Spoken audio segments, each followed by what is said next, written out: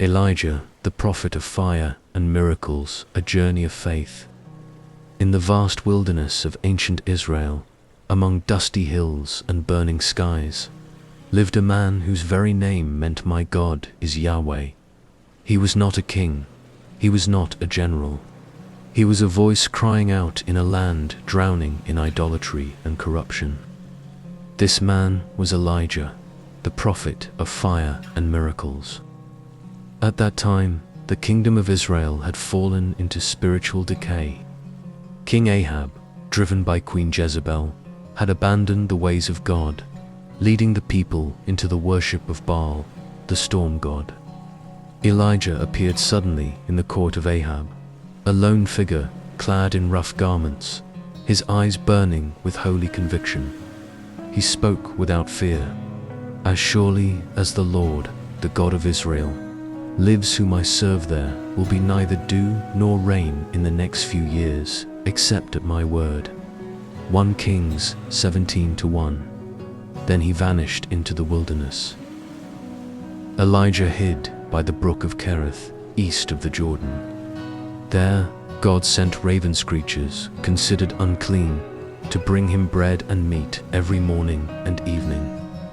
When the brook dried up, Elijah was sent to a poor widow in Zarephath. Her jar of flour and jug of oil miraculously never ran out, sustaining them all through the famine. Even death itself bowed to Elijah. When the widow's son fell ill and died, Elijah cried out to God, and the boy's life returned, a miracle, a sign that the living God had not forgotten his people. After 3.5 years of drought, Elijah returned. He challenged 450 prophets of Baal to a showdown on Mount Carmel. 2 altars, 2 sacrifices, 2 calls to heaven. The God who answered with fire would be declared the true God. From morning till evening, Baal's prophets danced, shouted, and cut themselves. But Baal was silent. Then Elijah stepped forward. He rebuilt the altar of the Lord with 12 stones, 1 for each tribe of Israel. He dug a trench around it, poured water over the wood and the offering until everything was soaked. Then he prayed, "Answer me, Lord, answer me, so these people will know that you, Lord, are God, and that you are turning their hearts back again." And suddenly, fire fell from heaven, consuming the sacrifice, the stones, the water, even the dust. The people fell face down, crying, "The Lord, He is God. The Lord, He is God." It was a day of triumph, but also a day that would mark Elijah for death. Queen Jezebel, furious at the defeat of Baal's prophets, vowed to kill Elijah. Terrified, Elijah fled into the wilderness. Under a broom tree, he collapsed and prayed, "I have had enough, Lord, take my life." But God did not rebuke him. Instead, an angel touched him, fed him, and strengthened him for a 40-day journey to Mount Horeb, the mountain of God. There, Elijah hid in a cave. God told him to stand on the mountain, for his presence was about to pass by. First came a mighty wind shattering rocks, but God was not in the wind. Then an earthquake shaking the ground, but God was not in the earthquake. Then a fire blazing wildly, but God was not in the fire. Finally, a gentle whisper. And in that whisper, Elijah heard God's voice. God was not only the God of dramatic miracles, He was also the God who speaks tenderly to the broken-hearted. Strengthened, Elijah returned to complete his mission. He called Elisha as his successor, performed more miracles, and continued speaking against injustice and idolatry.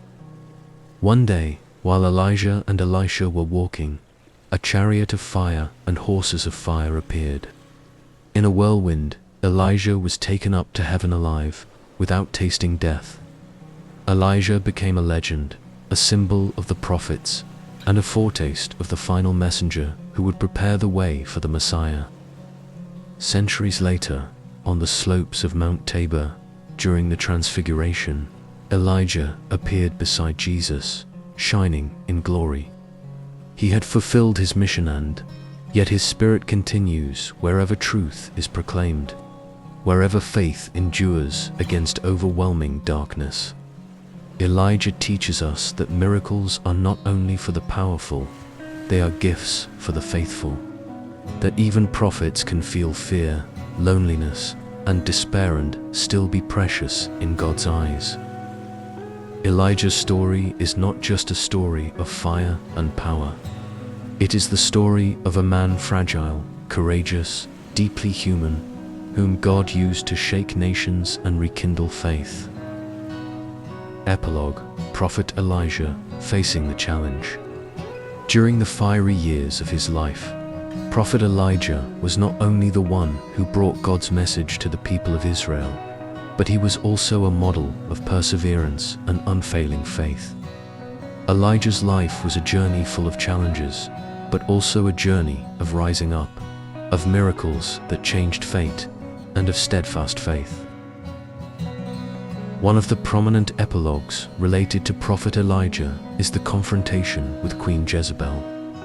After Elijah killed 450 prophets of Baal, King Ahab's wife, Queen Jezebel, became angry and threatened to kill him. This incident caused Elijah to fall into despair, with no hope for the future, and he fled into the desert. Epilogue: Elijah in the desert, an encounter with God. In the midst of his despair, when Elijah was falling and thought he would not be able to continue, he had a special encounter. An angel of the Lord came to Elijah, bringing him food and water, encouraging him to stand up and continue his journey. Elijah was encouraged, restored to strength, and continued his journey, not only with his own strength, but with the strength that came from his faith in God. This encounter was not only a physical miracle, but also a spiritual miracle.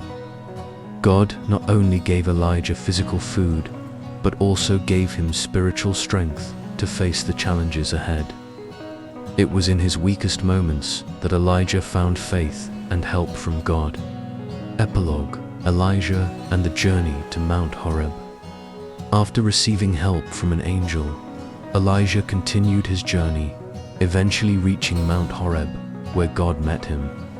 Here, Elijah experienced a special event, an event that for him was a powerful sign of God's presence. As Elijah stood in a cave, he witnessed a series of powerful natural phenomena: strong winds, earthquakes, and fire. However, God was not present in these natural furies, but he came to Elijah in a gentle whisper. Through this, God wanted to teach Elijah that his presence is not always evident in loud events, but sometimes he appears in moments of silence, in moments of calm. This is a profound lesson in patience and the subtle awareness of God's presence in life. Epilogue: The moving farewell to Elisha. One of the most moving parts of the prophet Elijah's life was when he was about to leave this world. Before Elijah ascended to heaven, he met Elisha, who would follow him in his prophetic career. The farewell scene between the two was a touching moment, as Elijah conveyed all he knew to Elisha, emphasizing that the prophetic career was not an easy one, but that with faith in God, all challenges could be overcome. Elijah ascended to heaven in a mighty wind, a miraculous event that showed the glory and greatness of God. His flight was not just a physical miracle, but a symbol of spiritual ascension, demonstrating that those who are faithful to God will never be left behind, but will be welcomed into His glory. A lesson in faith. The life of the prophet Elijah is a great lesson in faith, perseverance, and loyalty to God. Despite the trials, hardships, and even moments of despair, he always maintained his faith in God. It was this faith that helped Elijah overcome all his hardships, and it is a source of strength that we can learn from. Remember, no matter what difficulties we face or how we feel like we can't go on, God is always there, ready to give us strength and guide us through every challenge. As long as we are patient and keep the faith, He will never abandon us. Today's world often feels like Mount Carmel, again full of noise, chaos, and false promises. Yet God's whispers still call to those who listen. Will you be a voice like Elijah? Will you choose courage over fear, truth over convenience, faith over doubt? Elijah's fire still burns not to destroy, but to light the way back. If this story touches your heart, please share. Be part of the fire that keeps faith alive in our generation. See you on your next faith journey. Thanks for watching. Share God's love and subscribe for daily Bible inspiration. God bless you.